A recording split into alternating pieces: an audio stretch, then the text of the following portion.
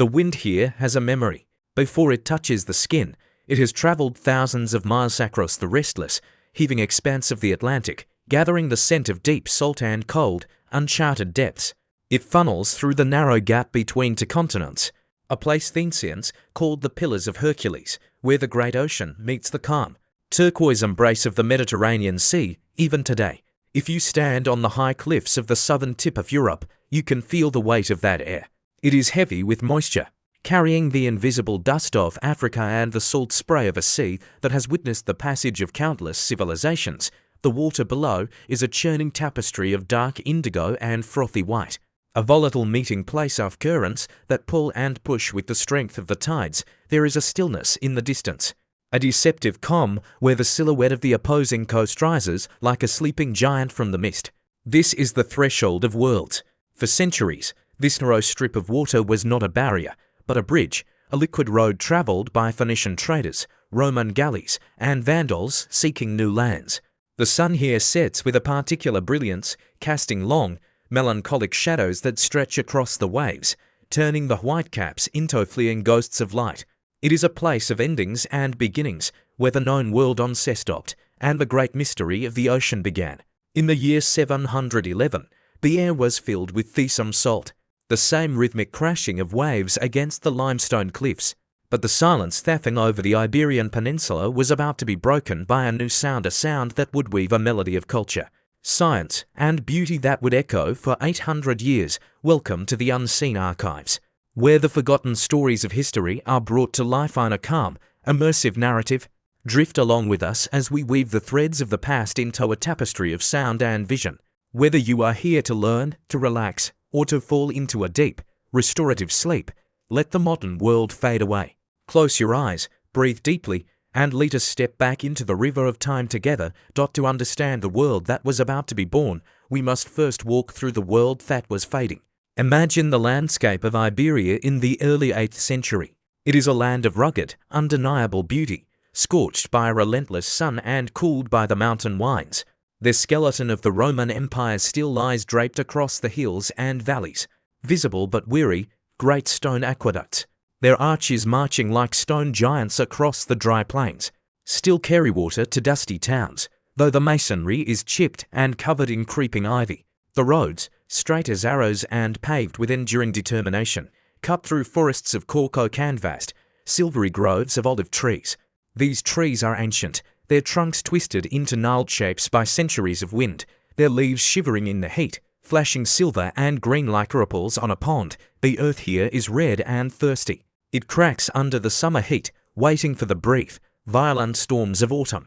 In the silence of the countryside, life moves at the pace of the seasons. Farmers, dressed in rough tunics of unbleached wool, guide wooden ploughs pulled by slow, patient oxen. The soil turns over in heavy clods, revealing the dark, fertile richness hidden beneath the dust. The air smells of wild thyme, crushed rosemary, and the resinous scent of needles baking on the forest floor. It is a sensory landscape of harsh textures and resilient life. The buzzing of cicadas is a constant, droning backdrop, a sound that seems to vibrate in the heat itself, rising and falling in a hypnotic rhythm that lulls the mind into a trance. Deep in the valleys, the rivers, the Tagus, the Guadalquivir, flow sluggishly, their waters muddy and thick. They are the lifelines of this land, winding through the terrain like veins. Along their banks, the remnants of Visigoth rule hold sway. The cities are fortified, their walls built thick to withstand sieges, but inside, the grandeur of Rome has dimmed. The marble statues that once graced the forums are now weathered, their features smoothed by time and rain. The great bathhouses, once the centres of social life and hygiene, stand cold and empty, their hypocaustilant, their pools filled with drifted leaves and rainwater. There is a sense of waiting in the air, a feeling of a world paused between breaths. The Visigoth kings rule from their high halls in Toledo, surrounded by intrigue and the clinking of iron swords. But out in the vast expanse of the peninsula, the people look to the horizon and wonder what lies beyond the sea, across the strait. On the northern tip of Africa, the atmosphere is different. In the city of Tangier, the air is thick with the scent of spices that have travelled from the deep east: cardamom, cinnamon, and the sharp tang of cumin. The light here seems golden, filtering through the dust of the desert that lies to the south. The sounds are denser, more layered.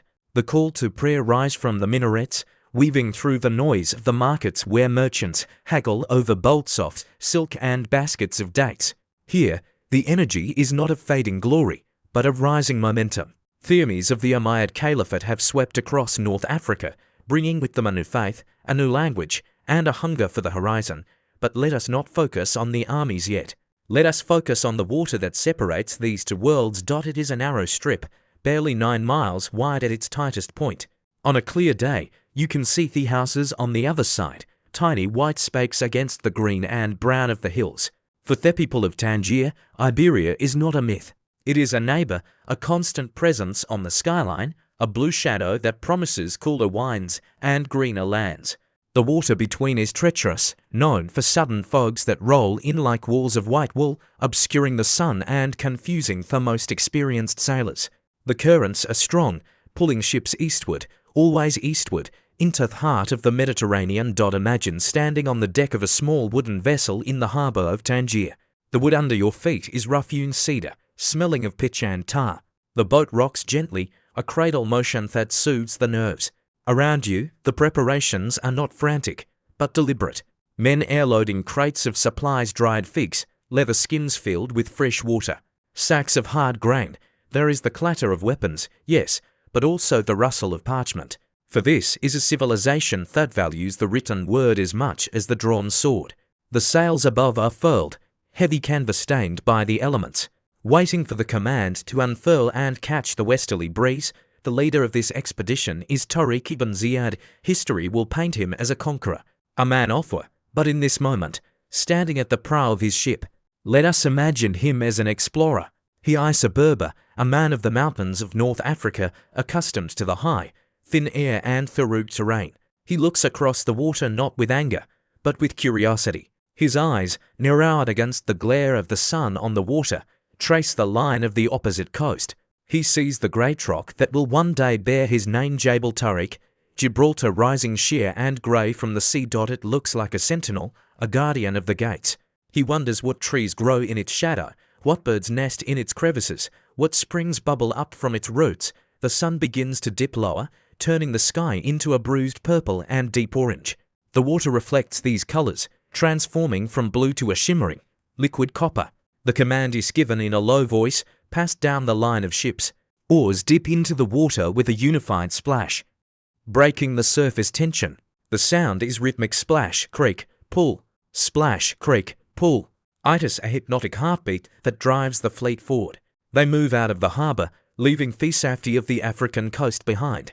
The sounds of the city, the barking dogs, the crying children, the iron bells fade away, replaced by the vast, enveloping sound of the open sea. Night falls over the strait.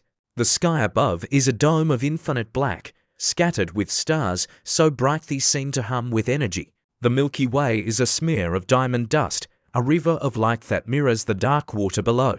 The moon rises, a sliver of pearl, casting a pale, ghostly path across the waves.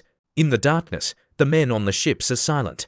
They wrap themselves in their cloaks against the damp chill. The only sound is the water rushing past the hull, a ceaseless, rushing whisper. It is a time for thinking, for dreaming. They are leaving the known for the unknown. They are suspended between continents, floating in a void of water and night. As the hours pass, the rhythm of the ocean changes. The swells become longer, deeper. The air grows cooler, losing the dry heat of the desert and picking up the scent of damp earth and penarison from the approaching land. The dawn approaches slowly. It begins as a lightening of the eastern horizon, a bleeding of grey into the black. Then, a line of pale pink appears, widening, pushing back the stars. The silhouette of the great rock of Gibraltar becomes sharper, more defined. It looms high above them, a massive wall of limestone that seems to block out the sky. The landing is not a storming of beaches. It is a quiet arrival. The keels of the boats scrappy against sand and pebble. Men jump into the shallow surf, the cold water shocking their legs, waking them from the trance of the crossing. They wade ashore, dragging the boats up onto the narrow strip of beach at the foot of the rock. The sand here is grey and coarse. The sound of their boots on the dry land is heavy and solid, a stark contrast to the fluid motion of the sea. They have arrived. This place, this foothold on the edge of Europe, feels ancient. The cliffs tower above, home to colonies of macaques that watch the newcomers with intelligent, curious eyes. The vegetation is scrubby and tough dwarf palms, juniper, and wild olive. The men set up a temporary camp, the sounds of mallets striking tent pegs echoing off the stone walls. Smoke from small fires begins to rise, curling straight up in the still morning air, carrying the smell of brewing tea and roasting grain. They sit in circles, warming their hands, speaking in hushed tones. They are on the precipice of history, but for now, they are just men on a beach, drying their clothes, eating their breakfast, watching the sun climb over the mountains of this new land. Beyond the rock, the peninsula opens up.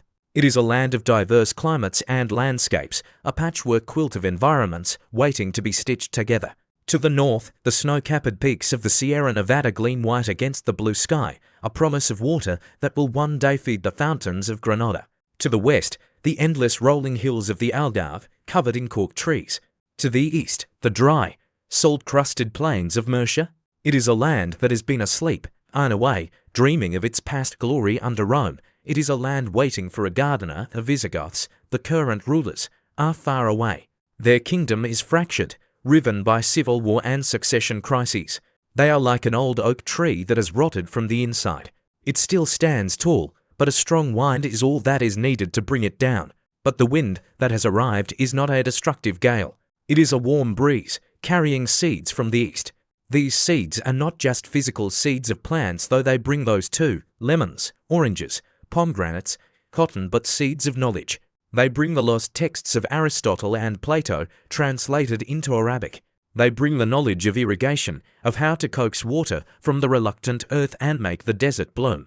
They bring a love for poetry, for the intricate geometry of tiles, for the music of the oud. Let us drift inland now, floating like a spirit over the landscape. We move past the coastal fortifications, over the dry hills.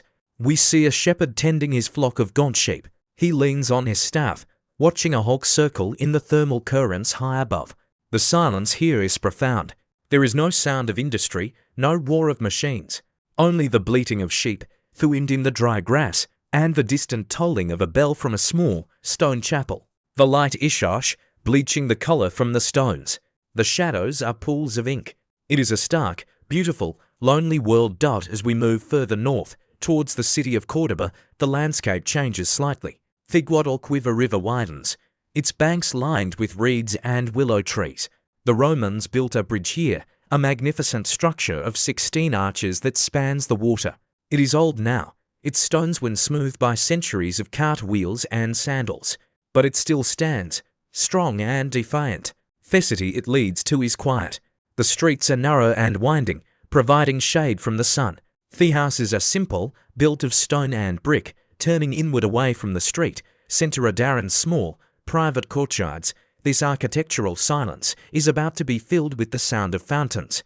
The concept of the courtyard, the riad, is about to be elevated to an art form. But for now, the courtyards are dry. They are waiting for the engineers who understand the hydraulics of water, who know how to channel the mountain streams through aqueducts and clay pipes, to bring the precious liquid into the heart of the home. They are waiting for the sound of trickling water, the sound that will become the heartbeat of Al-Andalus. The sun climbs to its zenith. The heat presses down on the land. In the shade of an olive tree, Al-Azad scuttles over a warm stone, its skin flashing emerald green. A cicada starts its song, a high-pitched vibration that cuts through the heavy air. The world is in a siesta, a pause in the day when the heat makes work impossible. It is a time of rest, of stillness. It is in this stillness that we find the true potential of this land. It is a canvas that has been prepared with a base coat of Roman order and Visigothic hardiness. Now, it is ready for the colours. The pigments are being mixed across the strait. The brushes are being readied. The artist is standing at the door. The transition will not be instant. History is slow, like the growth of a tree. It takes years for the roots to take hold, for the sap to rise. But the moment of contact has happened. The foot has stepped onto the sand. The wind from Africa has blown across the water and touched the face of Europe. The air has changed. Can you feel it? A subtle shift in the pressure. A new scent on the breeze. The smell of rain coming to a dry land. As the sun begins to set on this first day of the new era, the light softens again. The harsh white glare of midday gives way to a honey-coloured glow that bathes the hills in gold. The shadows lengthen, stretching out like fingers grasping for the east. The temperature drops, and a cool breeze picks up, rustling the leaves of the cork oaks. The first stars appear, faint pinpricks in the deepening blue. The men on the beach at Gibraltar light their fires again. The flames dance in the darkness, casting flickering shadows on the limestone cliffs. They boil their tea, the sweet, minty steam rising into the night air. They talk of their homes in the Atlas Mountains, of their families, of the long journey that brought them here. They do not know that they are the vanguard of a golden age. They do not know that their children and their children's children will build palaces of Sukboti, that poets will weep at the sight of them. They do not know that in this land, they will calculate the circumference of the earth, map the stars, and perform surgery while the rest of Europe sleeps in a dark age. They only know the cool sand beneath them, the taste of the hot tea, and the sound of few apes. They are the seeds waiting in the soil of the night. And as they sleep, the history of Fueled turns a page, slowly, quietly, with the rustle of a silk robe and the scratch of a pen. Vegadan is waiting. The sun in Cordoba feels different than the sun in Damascus. In the east, the light is a piercing white, a heat that seems to vibrate with the intensity of the desert. Here, in the valley of the Guadalquivir, the light is softer, filtered through the humidity of the river and the dust of the olive groves. It is a golden, heavy light, like honey poured over bread. It was under this light, in the year 756, that a man sat alone on the banks of the river, staring into the muddy, swirling water. His name was Abd al-Rahman, and he was the last of his line, a prince of the Umayyad dynasty who had fled the slaughter of his family in Syria. He was known as the Falcon of the Quraysh, but in this quiet moment, he did not look like a predator.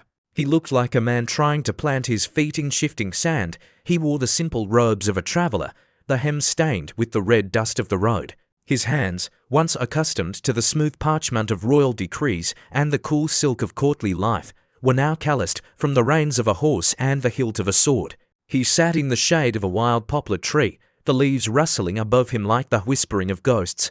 The river flowered past, indifferent to his history. It carried fallen leaves, twigs, and the occasional feather of a heron. To the locals, this water was just a resource, a way to wash clothes or water cattle. To Abd al-Rahman, water was memory. He closed his eyes and listened to the sound of the current. In the darkness of his mind, the muddy Guadalquivir transformed into the crystal fountains of the Barada River in Damascus. He could hear the splash of water on marble, the laughter of his brothers, the rustle of palm fronds in the palace gardens, sounds that were now silent said forever. Lost to the sword and the fire, he opened his eyes. The vision dissolved. He was here, at the edge of the known world. If he was to survive, if he was to build a sanctuary for his lineage, he could not live in the past. He had to bring the past here. He had to graft the elegance of the East onto the sturdy, wild rootstock of the West. This was the catalyst. Not a war, not a decree, but a deep, aching longing for home that will drive a man to reshape the very landscape itself. The transformation began with the water. The Romans, with their engineering genius, had built great aqueducts, but many had fallen into disrepair, their arches broken like teeth. The land was thirsty. The rain in Iberia is fickle. It comes in torrents in the winter and vanishes in the summer, leaving the earth cracked and hard. Abd al-Rahman and the engineers who gathered around him, men from Syria, from Egypt, from the local Visigothic population, began to look at Thurava not as a boundary, but as a bloodline. They began to build the Norias. Imagine the construction of a great water wheel.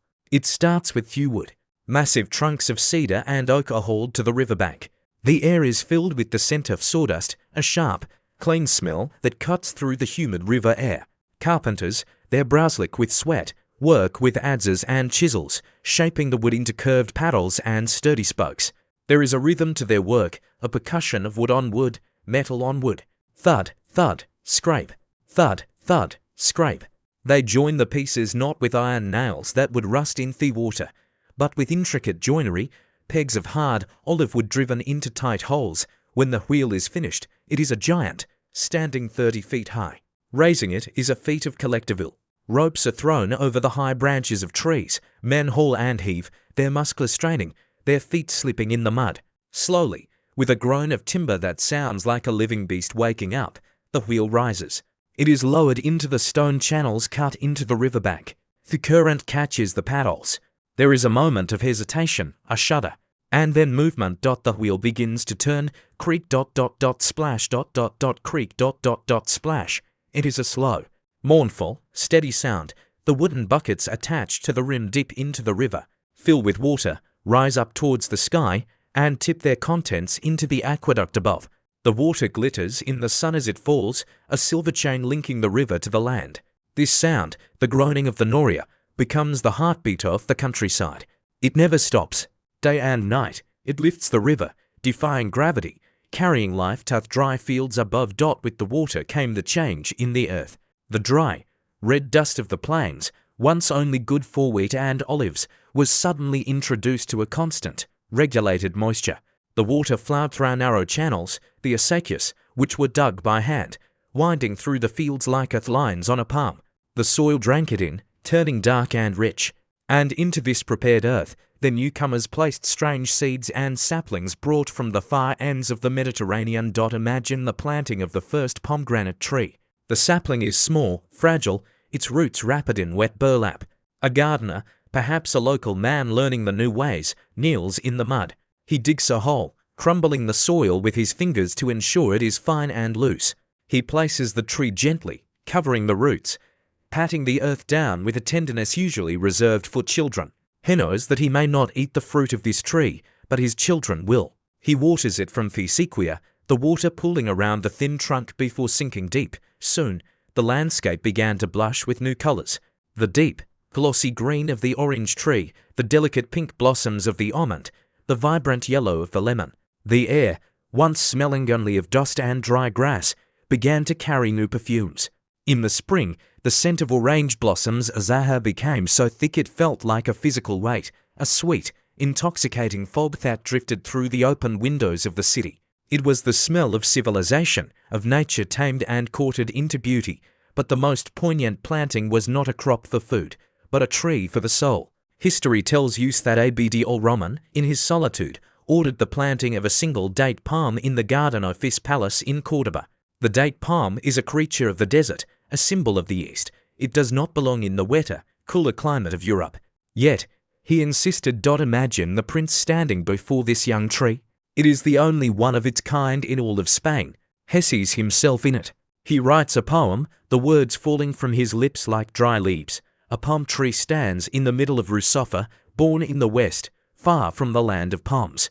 I said to it, "How like me you are, far away and in exile, in long separation from family and friends. You have sprung from soil in which you are a stranger. And I, like you, am far from home. This melancholy, this poetic sadness, was the mortar that held the new society together. It was. This melancholy, this poetic sadness, was the mortar that held the new society together.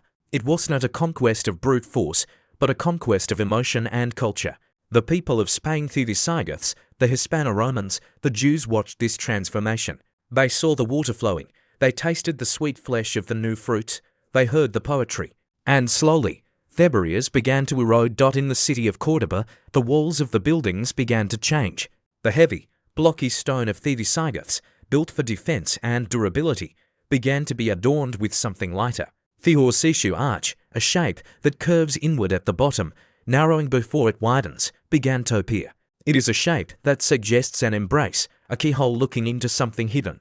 The masons, working with limestone and brick, learned to alternate the colors red brick, white stone, red brick, white stone. This striped pattern, striking and rhythmic, created a visual vibration, making the heavy stone seem to float. The sounds of the city changed, too. The church bells still rang, heavy and iron-tongued, marking canonical hours. But now, weaving through them, was the adhan, the call to prayer. At first, it was strange to the locals, a rising and falling vocal melody that seemed to cry out to the sky. But over the years, it became part of the texture of the day, a sound as natural as the rooster in feminine or the crickets at night. The two sounds did not fight. They existed in parallel layers, occupying the same air. In the marketplaces, the souk, the language began to shift. It was a slow alchemy. A merchant selling leather might use the Latin word for hide, but the Arabic word for tanning. A mother scolding her child might use a Visigothic sentence ending with an Arabic term of endearment.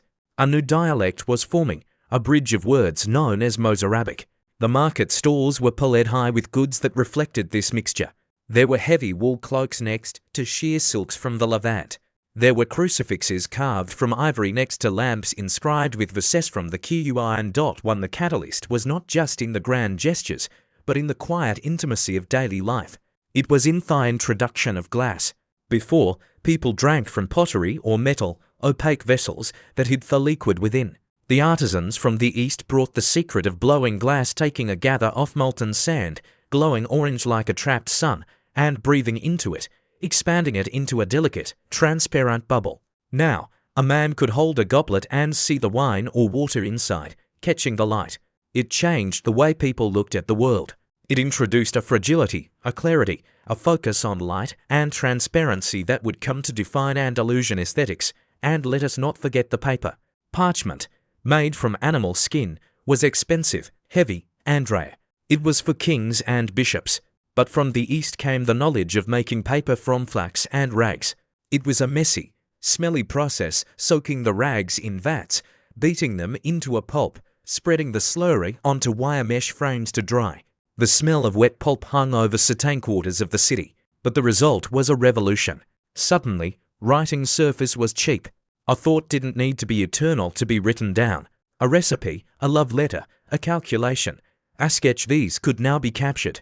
The mind of the city began to expand, spilling onto thousands of sheets of paper. On Abd al-Rahman I grew old. His hair turned the color of the ash in the hearth. The young palm tree in his garden grew tall, its fronds casting a jagged shadow on the courtyard tiles. He had spent his life fighting to hold this land, to keep the fractious tribes and the jealous kingdoms at bay. Butas, he sat in his palace, now a sprawling complex of rooms and gardens. He must have realized that his true victory was not on the battlefield. It was in the evening breeze that blew through the arches. The breeze was cooler now, tempered by the thousands of trees he and his people had planted. It carried the moisture of the acequia sand, the scent of the jasmine had climbed the walls. The harsh, dry skeleton of the Roman ruin had been clothed in a living, breathing garment of green. The sun sets on the first generation of Al-Andalus. The sky turns a bruised purple, and their swallows dive and swoop over the river, hunting the insects that rise from the water. Lamps are lit in the houses, clay lamps filled with olive oil, the wicks sputtering before burning with a steady, yellow flame. The city of Cordoba glows in the twilight, a constellation of fallen stars on the dark plain. The silence of the night settles in. It is a different silence than before. It is not the silence of emptiness, but the silence of a library after the readers have gone, or a garden after the birds have roosted. It is a silence full of potential. The roots are deep now. The graft has taken. The sap is rising. The catalyst has done its work, and now the golden age begins to bloom. The dream of exile has become the reality of the land. And as the moon rises, reflected in the still water of the garden pool, the palm tree stands watch, a sentinel of the east in the heart of the west, whispering stories to the wind. The dawn in Cordoba arrives not with a shout, but with a whisper of light that touches the tops of minarets first. It is the year 850, or perhaps 900. The exact date dissolves in the timeless routine of the city.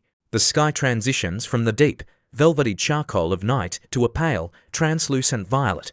In the narrow streets below, the shadows are still heavy and cool, clinging to the base of the whitewashed walls. The city is waking up. Unlike the muddy, dark hamlets of northern Europe, where sunrise brings the smell of damp thatch and livestock, Cordoba wakes to the scent of jasmine and wet stone. The streets here are paved. It is a marvel that travelers from the north can scarcely believe. Miles of smooth flagstones, swept clean by an army of municipal workers before the first merchant opens his shutters. Walk with me down one of these streets. Feel the solidity of the ground beneath your feet. There is no mud to suck at your sandals, no puddles of refuse. The stones are cool, retaining the chill of the night. Down the center of the street runs a small, neat channel, a miniature aqueduct that carries away the waste, flushed by the diverted waters of the mountains. It is a city that breathes, a city that cleans itself. Overhead, the iron brackets protruding from the walls hold glass lamps. They are dark now, their oil spent from the night before, but they stand as silent witnesses to a miracle, street lighting. In a world where night meant absolute, terrifying darkness, Cordoba pushes back the void. creating a canopy of light that allows scholars to walk home from the library long after the sun has set. As the light bleeds down the walls, the city begins to hum. It is a low, rhythmic sound, the collective heartbeat of 500,000 souls. We are drawn towards the center, towards the river, towards the great stone magnet that anchors the spiritual life of Al-Andalus, the great mosque, the mezquita, approaching it. The first thing you notice is not the size, but the smell. The air around the mosque is perfumed with orange blossoms. The courtyard of the oranges, the patio de los naranjos, acts as a sensory airlock, a transition zone between the profane noise of the street and the sacred silence of the prayer hall. The trees are arranged in a grid, mirroring the columns inside. Irrigation channels connect each tree, a silver grid of water reflecting the leaves. You stop here, you wash your hands and face in the fountain. The water is cold, shocking the skin, sharpening the mind. The splash of the water is the only sound, echoing off the high outer walls. Now, you step across the threshold into the mosque itself. The transition is disorienting. Your eyes, accustomed to the bright Iberian sun, must adjust to the dim, amber gloom. As your pupils dilate, the forest emerges. It is not a forest of wood, but of stone. Hundreds upon hundreds of columns stretch out in every direction, a dizzying, infinite grid that seems to have no beginning and no end. These columns are the ghosts of the past, repurposed. Some are smooth, pale marble from Roman temples. Others are speckled granite, dark onyx, or red jasper. They are of different feats, scavenged from the ruins of empires, but the architects have harmonized them.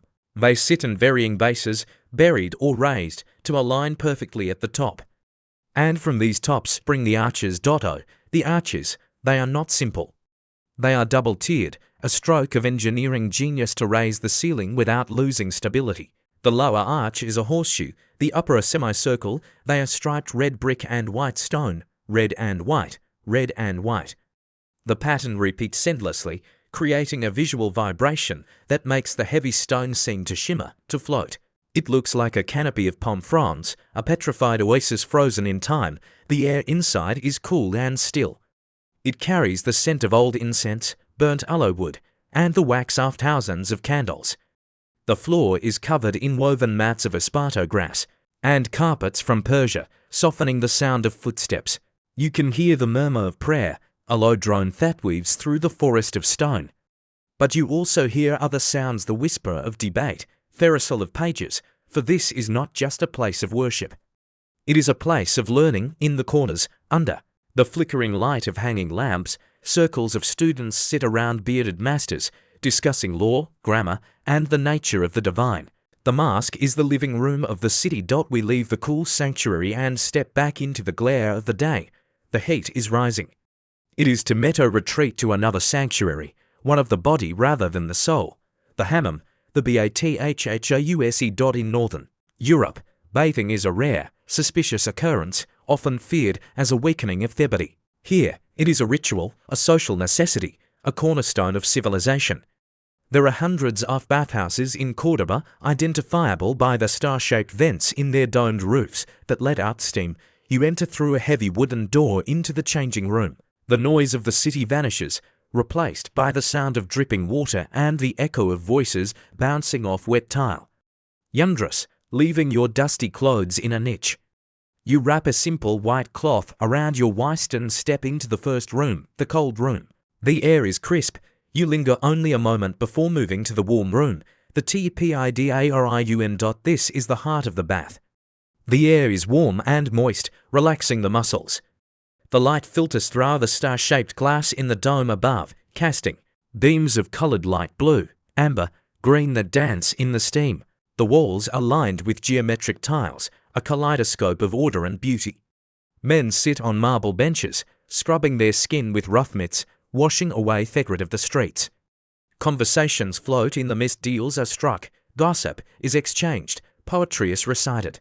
The water flows constantly from lion-headed spouts into marble basins, a perpetual, soothing gurgle. Finally, the hot room. The heat here is intense, generated by furnaces beneath the floor. The steam is thick, obscuring vision. You sweat. You sweat out the dust, the stress, the toxins of the city. You lie on a heated stone slab, feeling the warmth penetrate deep into your bones. It is a state of suspension, a liquid sleep where the boundaries of the body seem to dissolve into the steam, emerging from the bath, scrubbed, massaged, and anointed.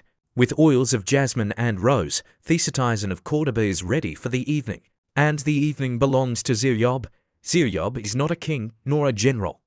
He is a musician, a poet, an arbiter of taste who arrived from Baghdad and changed the soul of Al-Andalus forever. He is the blackbird. Imagine him holding court in a salon lined with silk cushions. He holds an oud, the lute of the Arabs, but he has added a fifth string to it, a red string, which he says represents the soul. When he plays, the room falls silent. The notes are complex, emotional, sliding between the tones in a way that mimics human voice. He does not just play melodies, he weaves moods. But Ziryob's influence stretches far beyond music.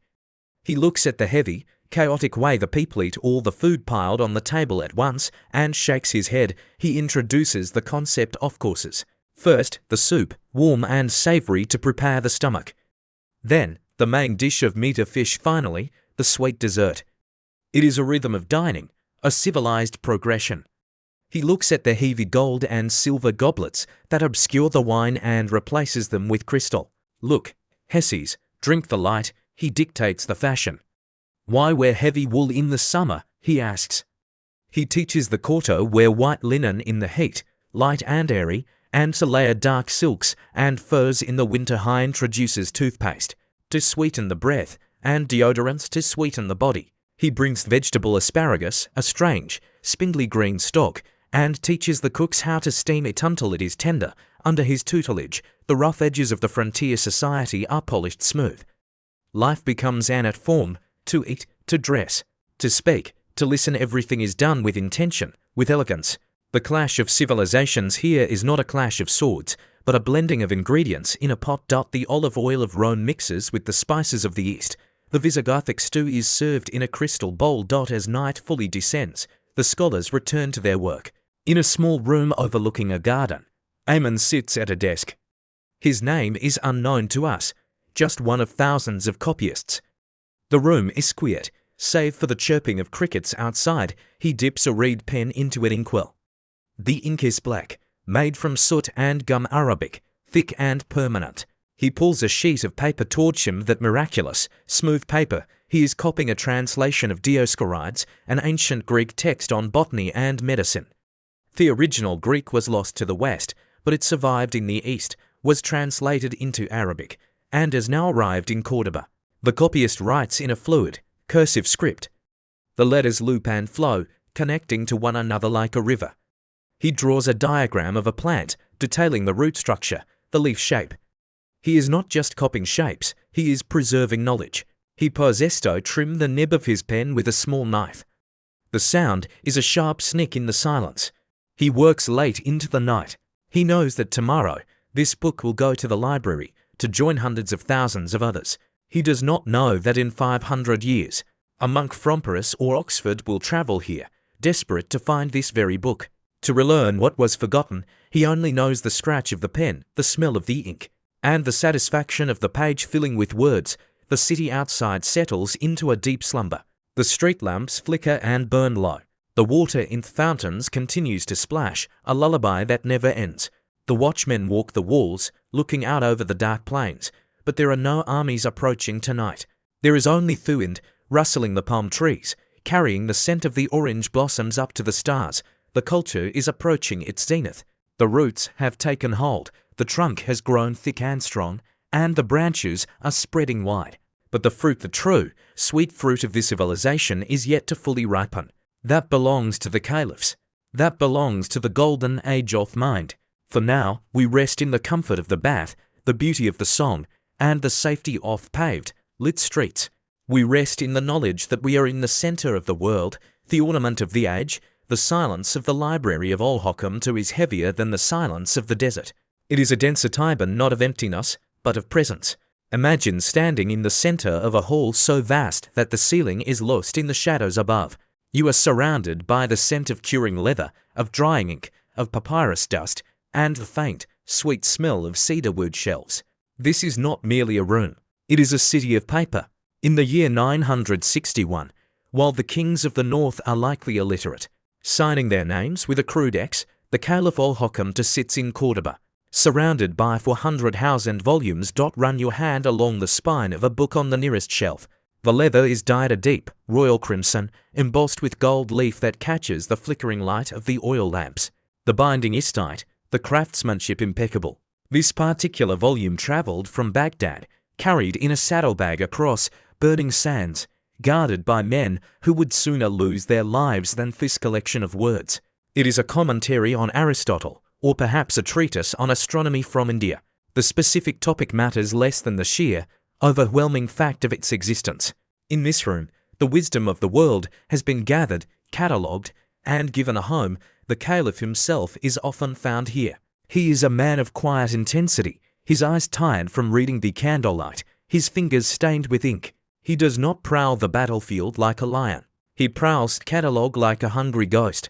He sends agents, book hunters out into the world with bags of gold and a single command: bring me knowledge. They scour the markets of Cairo, Damascus, and Constantinople. They bribe librarians, haggle with merchants, and unearth crumbling scrolls from forgotten monasteries. When a caravan arrives in Cordoba, the Caliph does not ask about silks or the spices. He asks, "What books have you brought?" There is a specific sound in the library, the soft thump of a heavy book being placed on a reading desk. The desks are made of polished walnut, slanted at the perfect angle to catch the light. Aeschylus sits there, a man with a white beard and a turban of fine linen. He is reading a text on optics. He pauses, his brow furrowed, and reaches for his own pen. He makes a note in the margin, a respectful disagreement with the author, a conversation across centuries. His marginalia is the pulse of the library. It is the evidence that the books are not dead artifacts, but living participants in an endless debate. But the library is only the repository. The engine of this intellectual empire is the scriptorium. Let us walk down the corridor to the copying rooms. Here, the silence gives way to a gentle, industrious hum. And here, we see something that would shock a visitor from many other lands: women. There are 170 women employed here, not as servants, but as copyists. They are the guardians of the script. Watch one of them at work. Her name is Lubna. She sits on a low cushion, her posture straight, her concentration absolute. She is copying a volume of poetry. Her hand moves with a fluid, practiced grace, the reed pen dancing across the paper. She does not just write. She illuminates. She dips a fine brush into a pot of crushed lapis lazuli, painting a delicate blue border of vine sand flowers around the text. Then, she takes a sheet of gold leaf, thin as breath. She breathes on the page to make it tacky, then lays the gold down, burnishing it with a smooth agate stone until it shines like a mirror. She is creating beauty that will outlast her own life. The intellectual energy of Cordoba is not confined to paper. It spills out into the physical world, into the bodies of the people. We must leave the library now and travel a few miles west of Thessaly to the glittering palace city of Madinat al-Zahra. Here, in a wing of the palace dedicated to healing, lives a man named al-Zahrawi. The West will later call him Abulcasis.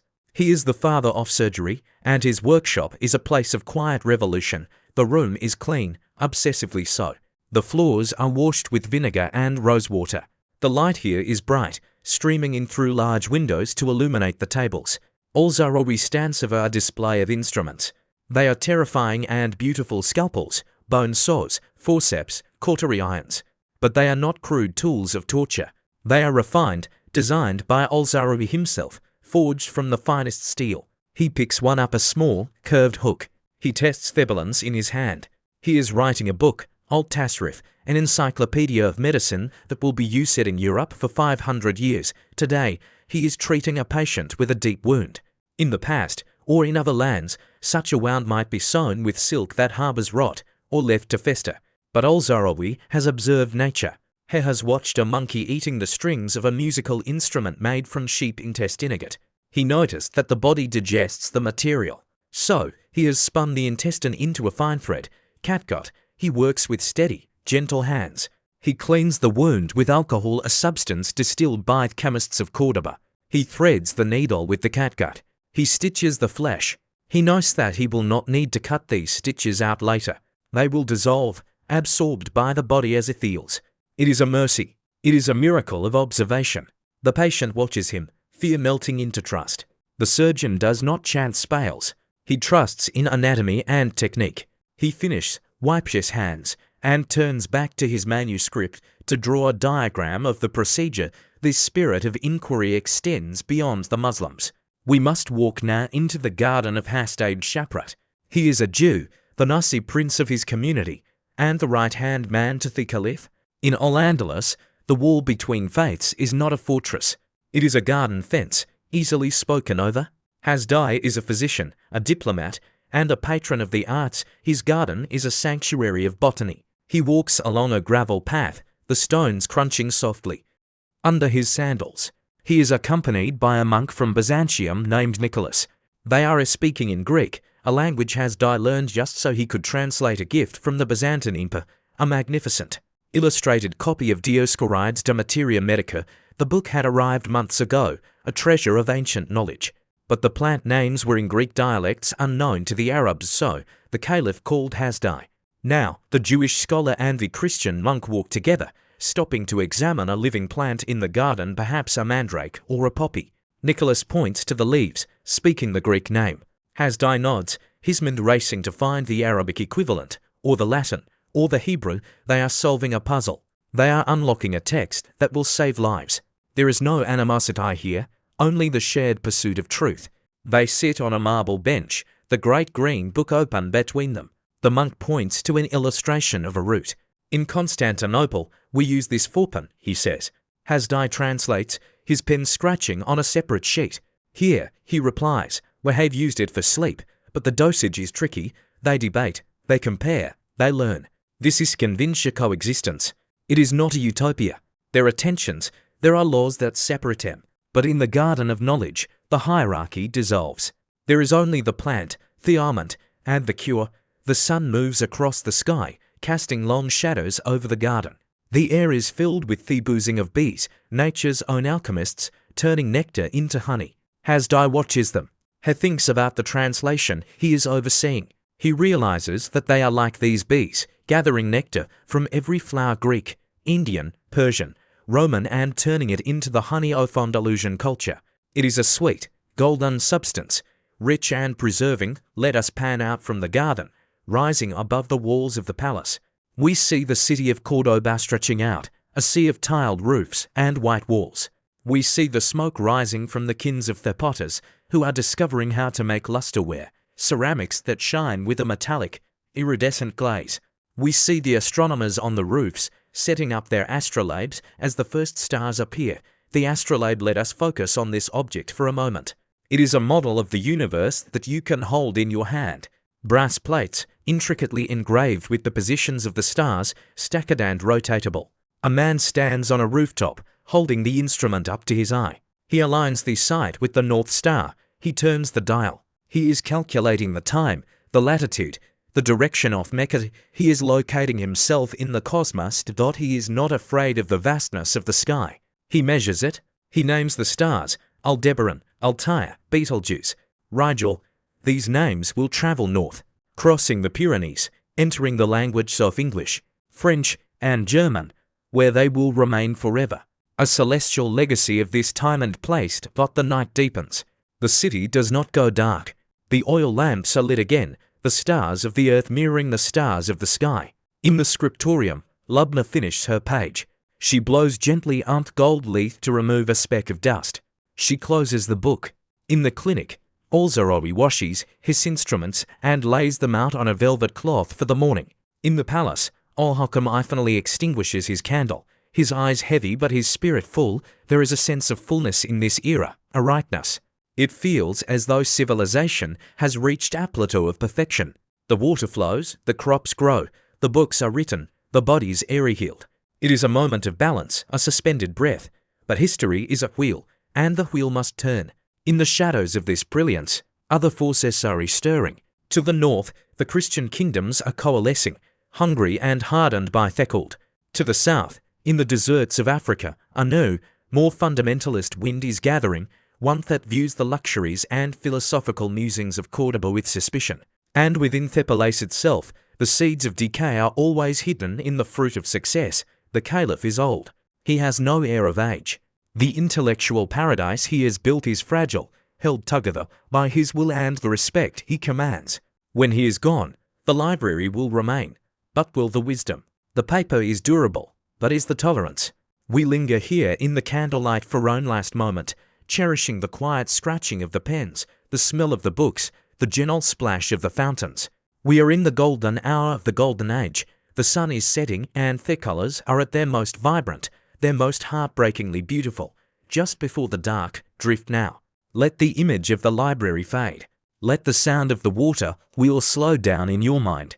You are walking through the corridors of time, touching the stone walls, feeling the cool night air.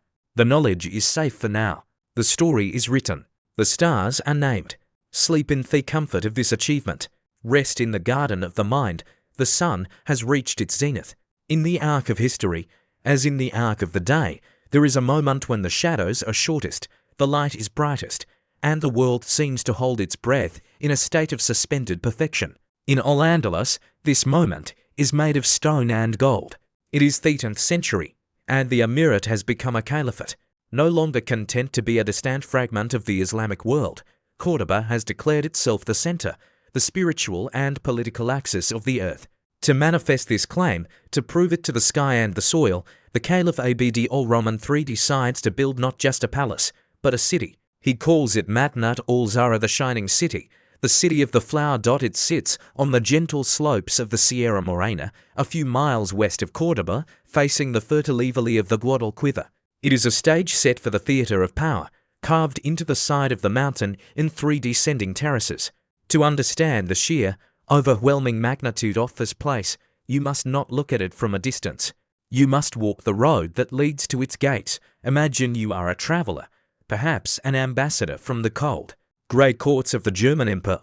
You have travelled for months through rain and mud, through dark forests and drafty castles, and now you stand on a paved road, smooth as a table, surrounded by a landscape that looks like a dream of paradise. The air here is different. It vibrates with the heat, but it is sweetened by the scent of miles of almond and orange trees that line the approach. You can hear the sound of water before you see a constant, low thrumming, like the purring of a great cat. It is the sound of aqueducts or fountains, of channels rushing with snowmelt brought down from the mountains. As you approach the walls, you realize they are not just fortifications. They are canvases. The stone is a blinding white, quarried from the local hills, but it is cut with such precision that the joints are almost invisible. It looks as if the city has been carved from a single, massive block of ivory. Entering the lower terrace, the city of the servants and the soldiers, you are met with an assault of order. In the chaotic cities of the north, streets are tangled webs of mud and refuse. Here, the streets are laid out in a grid, paved with stone, washed clean every morning. You see the barracks of the caliphs guard the Slavs, men of the north with pale eyes and golden hair, purchased and trained to be the elite protectors of the throne. They stand motionless in their chainmail, their polished helmets reflecting the sun, looking like statues of silver. There are thousands of them. The silence of their discipline is heavier than the noise of a shouting mob. You begin the ascent. The city is designed to force you to look up.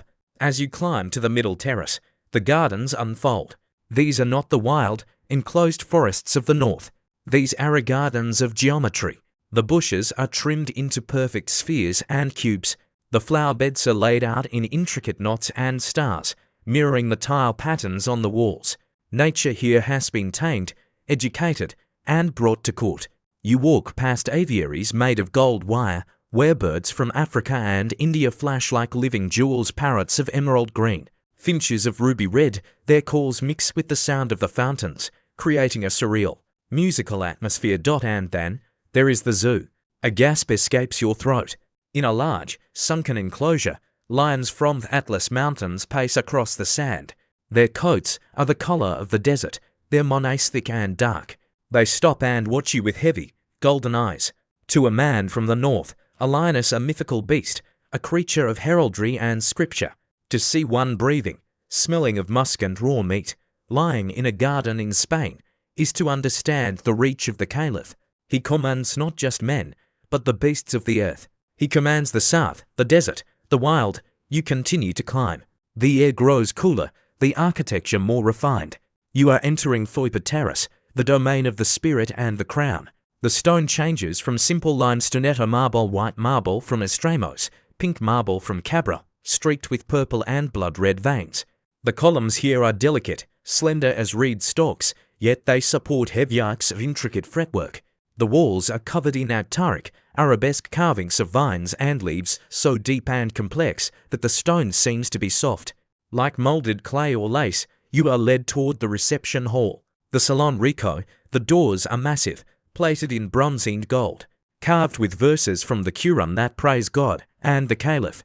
The metal is warm to the touch, radiating the heat of the day. A chamberlain, dressed in silk robes that shimmer like an oil-slick purple, green, gold opens the heavy doors.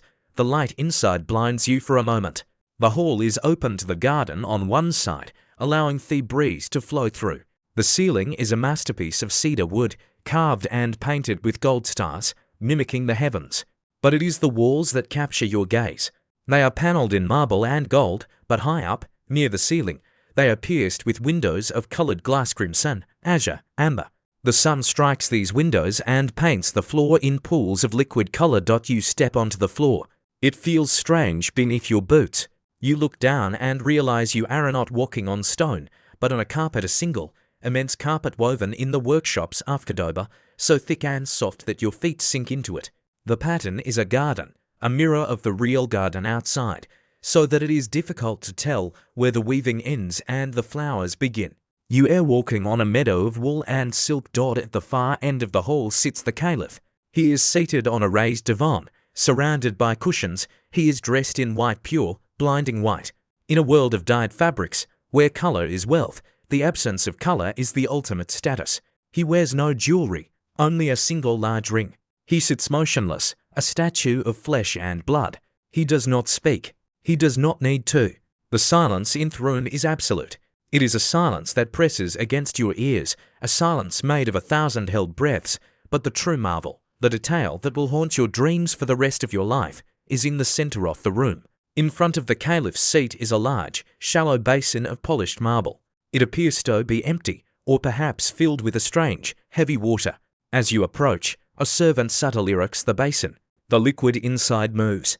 It is not water. It is mercury, quicksilver. The sunbeams from the high windows strike the rippling surface of the mercury. The room explodes with light. Flashes of brilliance dart across the walls and ceiling like lightning trapped indoors. It is a terrifying, awe-inspiring display. It looks as if the room is spinning, as if the solid stone is dissolving into light. The Caliph sits in the centre of this maelstrom of brilliance, unblinking, illuminated by the divine fire.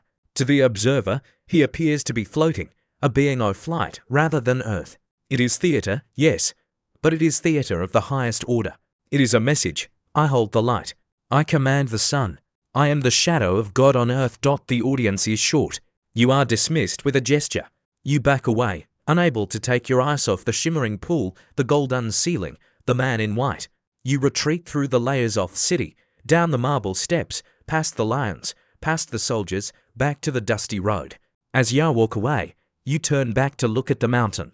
Madinat al-Zahra glows in the late afternoon sun like a pearl set in emerald. It seems eternal, a structure that has always been and will always be. But let us linger here, in this moment of perfection. Let us step away from the politics and thepoa and find a quiet corner in the gardens of the upper terrace. It is evening now. The mercury has settled into a mirror. The Caliph has retired to his private chambers. The air is cooling, carrying the scent of jasmine and wet stone. A fountain trickles nearby, the water flowing over a scalloped marble slab, creating a pattern that looks like fish scales. This is the climax of the civilization, not just because of the gold or the armies, but because of synthesis. Here, in this garden, everything is connected. The water in the fountain is pumped by the science of the engineers. The poem recited by a courtier in the shadows is written according to the meters codified by the linguists. The song being played on a lute is tuned to the mathematics of the astronomers.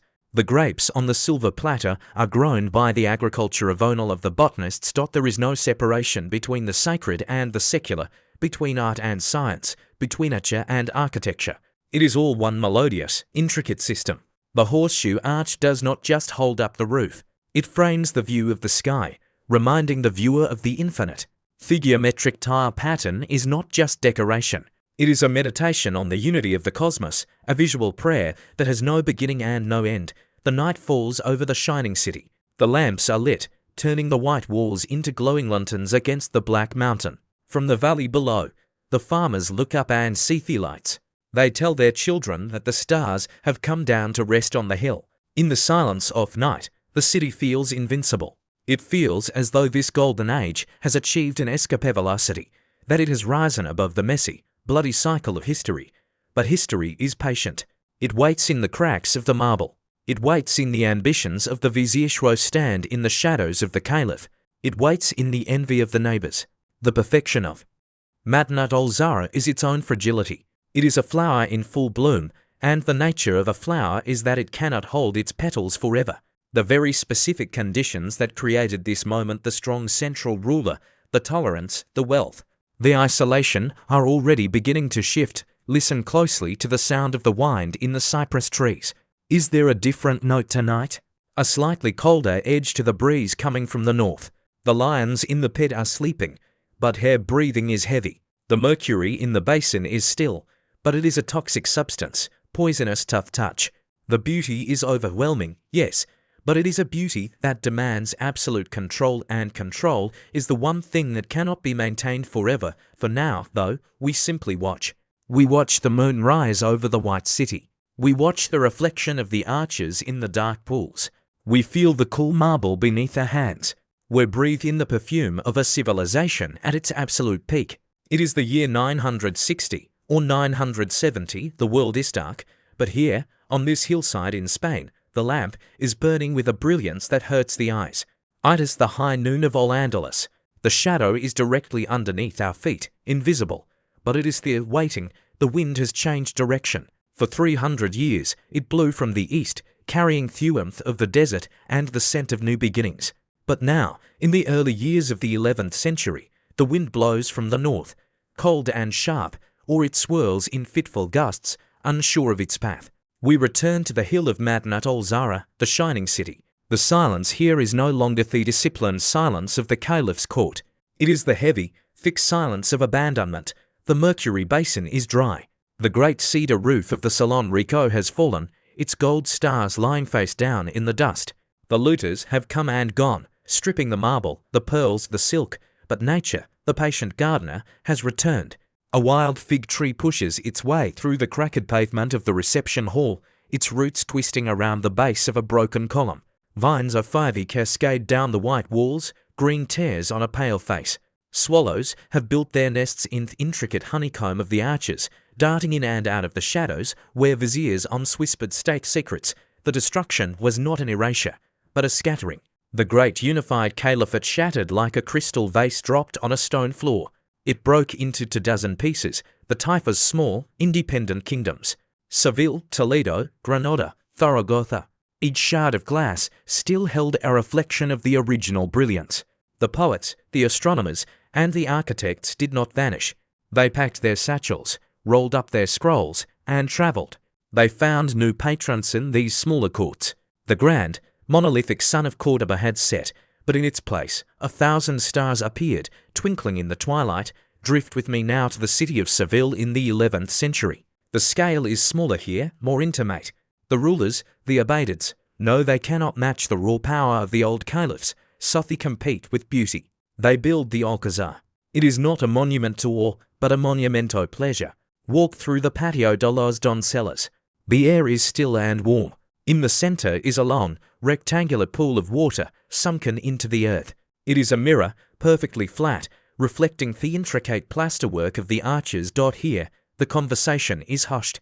A poet sits by the water's edge, dipping his hand into the cool liquid. He recites verses about the fleeting nature of power, about how life is like a shadow that passes over the grass. The music of the oud is softer, more melancholic. The walls are covered in geometric patterns that seem to dissolve the solidity of the stone. They are made of plaster, not marble, fragile, temporary, exquisite. It is an architecture that knows it is mortal. It accepts the coming night with a grace that is heartbreakingly beautiful. To the north, the tide is turning. The Christian kingdoms are pushing south, capturing city after city. But this conquest is strange. When the armies of Alfonso VI enter Toledo in 1085, they do not burn the library. They stand in awe before it.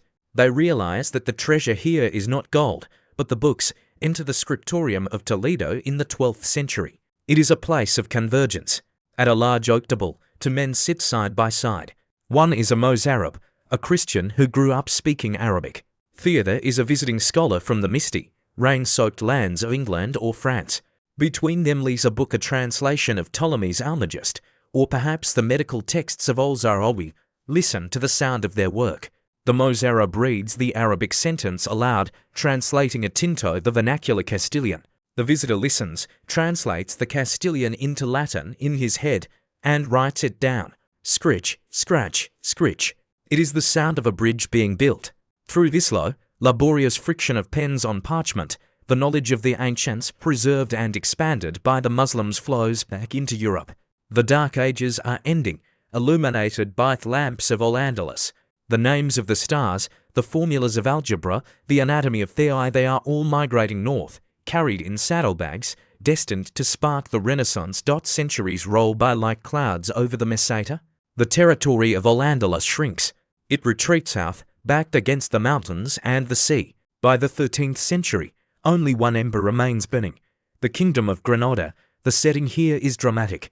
The Sierra Nevada mountains rise like a wall of white jagged teeth, their peaks covered in eternal snow. Nestled at their feet, on a red hill Alhambra, the Redan sits the final palace. The Alhambra, this place is not a city. It is a jewelry box. It is the final, desperate, exquisite exhale of a dying civilization. The Nasrid sultans who built it knew their time was limited. You can see it in Thuars. Everywhere you look, carved into the stucco in elegant calligraphy, is the phrase, Washington, Lagalib illa Allah, there is no victor but God. It is a humble admission. Armies fail, walls crumble, dynasties end. Only the divine is permanent. Walk into the court of the lions. It is the hour of twilight. The tourists of the future are centurious away. For now, it is empty. 12 marble lions support a central fountain. They are not the fierce, naturalistic lions of Madinat al-Zahra. They are stylized, stiff, almost cute. They spout water from their mouths, feeding for channels that divide the courtyard, symbolizing the 4 rivers of Paradise. The architecture here has dissolved completely. The columns are impossibly thin.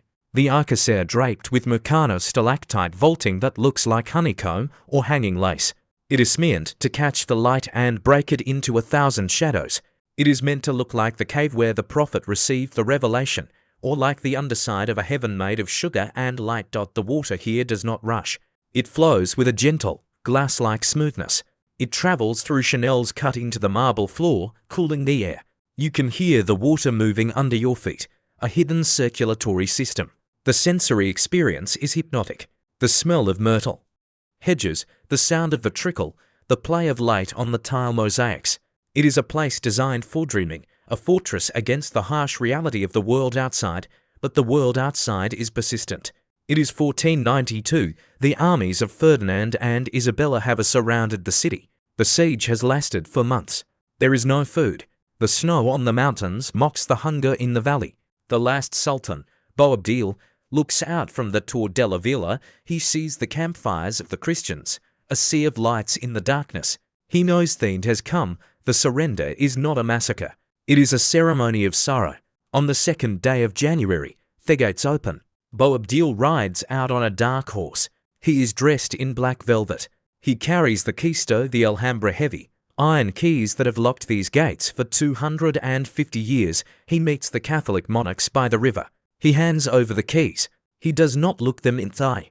God is great, he whispers, but his voice breaks. He turns his horse and begins the long ride south, towards the coast, towards exile in Africa. Legend says that at the mountain pass, he paused and looked back. He saw the red towers of the Alhambra gleaming in the winter sun, the cypresses standing like dark candles, the white snow of the mountains.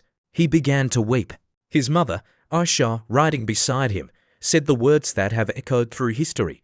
Do not weep like a woman for what you could not defend as Ammon. But perhaps she was wrong. Perhaps he was weeping not for a kingdom, but for a world of beauty that was vanishing from the earth. The gates close. The cross is raised over the tower.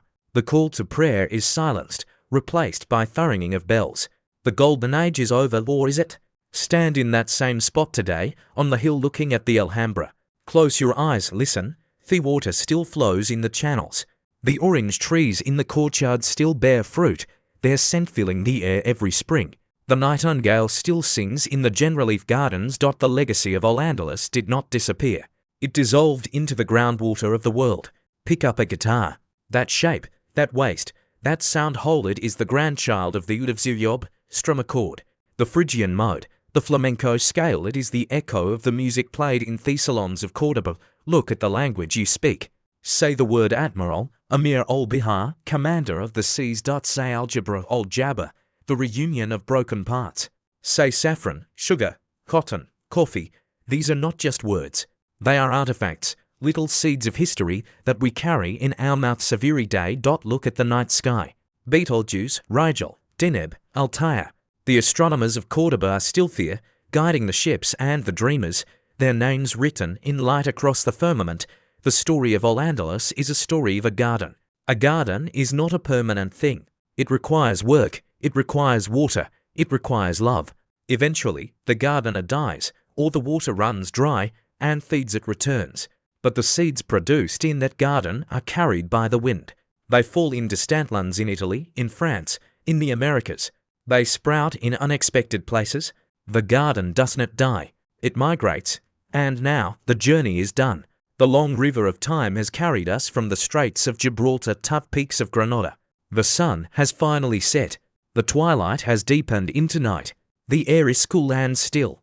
The only sound left is the sound of your own breathing, slow and steady. Like the rhythm of the ocean, let the images fade. The red walls of the Alhambra soften into the darkness. The white columns of the mosque blur into the shadows. The gold of the manuscripts dims to a warm, comforting brown. You are no longer in the past. You are here, in the safety of the present, wrapped in the warmth of your own bed. History is a heavy blanket, woven from the threads of a billion lives. Pull it up to your chin. Feel the weight of it, comforting and secure. The conflicts are over. The treaties are signed. The books are shelved. The kings are sleeping in their stone tombs. The world is at rest. There is nothing left to do. No more battles to fight. No more walls to build. No more words to write. The ink is dry. The candle is out. The garden is quiet. Sleep now. Sleep in the garden of the night. Sleep.